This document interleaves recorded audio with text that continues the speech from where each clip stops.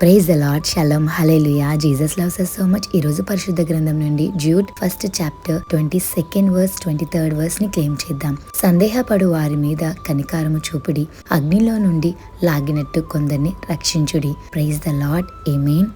ఎవరైనా సందేహపడుతున్నారా? అయితే వాళ్ళపైన కనికారం చూపించండి, వాళ్ళ కోసం ప్రార్థన చేయండి. ఎవరైనా అగ్నిలో ఉన్నారా? వాళ్ళని బయటికి రావడానికి మీరు రక్షించాలనుకుంటే ప్రార్థన చేయండి. ఇక్కడ ఈ వచనంలో ఏమని ఉందండి? అగ్నిలో నుండి లాగినట్లు కొందరిని రక్షించుడి. అవును, అగ్ని లాంటి ప్రాబ్లమ్స్ అవి లోన్ అవ్వచ్చు. చాలామంది పడుకున్నప్పుడు చాలా ఆలోచిస్తూ ఉంటారు, అరే రేపు నేను లోన్ ఎలా కట్టాలి, రేపు నా ప్రాబ్లం ఎలా సాల్వ్ అవుతుంది అని కదా. దేవుడు మత్తయి శుభవార్త 6:34 వచనంలో ఒక మాట సెలవిచ్చున్నారు. ఏంటి అంటే, రేపటి గురించి చింతపడకూడదు. నిజమే కదా, do not worry about tomorrow, because Yesayya మీ పాస్ట్లో ఉన్నారు, మీ ప్రెజెంట్లో ఉన్నారు, మీ ఫ్యూచర్లో కూడా ఆయన మీకు హెల్ప్ చేస్తారండి. సో రేపటి గురించి వరీ అవ్వద్దు. అగ్ని లాంటి ప్రాబ్లమ్స్లో ఉన్నారా? మీరు ఇలాగా నేను బయటకు వస్తానని అనుకుంటున్నారా? ఒకవేళ అగ్నిలో పడిపోతే ఆ అగ్నిలో నుంచి బయటికి రావాలంటే చాలా కష్టం కదా. కానీ యేసయ్యతో మీరు కన్వర్సేషన్ చేయండి, ప్రార్థన చేయండి.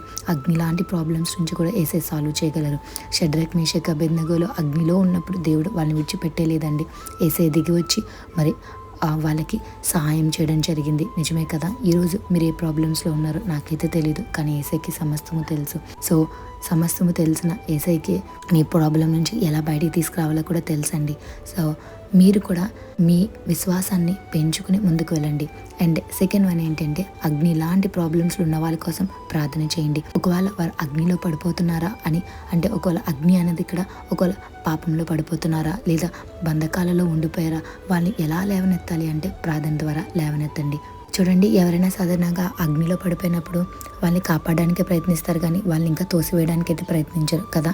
అలాగే ఎవరైనా మీ దగ్గరికి వచ్చి ఈరోజు నాకు ఈ ప్రాబ్లం ఉంది అని చెప్తే, ఆ ప్రాబ్లం నుంచి వాళ్ళు బయటికి మీరు తీసుకురాలేకపోవచ్చేమో, కానీ యేసయ్య తీసుకురాగలరు. సో వాళ్ళ పేరిట మీరు ప్రార్థన చేయండి, యేసయ్యతో తెలియపరచండి.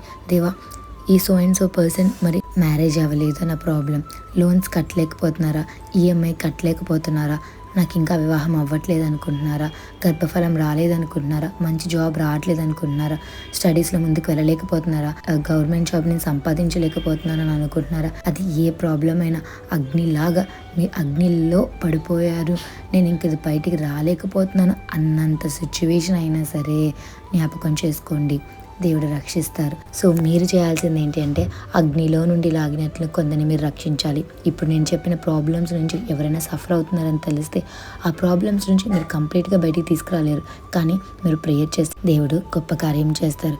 సో అగ్నిలో నుండి లాగినట్లు కొందరిని మీరు రక్షించాలి. ఎలా అంటే ప్రార్థన రూపంలో.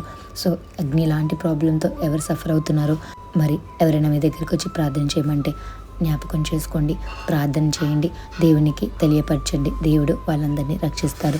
సమస్త మహిమ, ఘనత, ప్రభావం మన యేసయ్యకే చెల్లును గాక. Have a joyful day in Jesus Christ. Amen.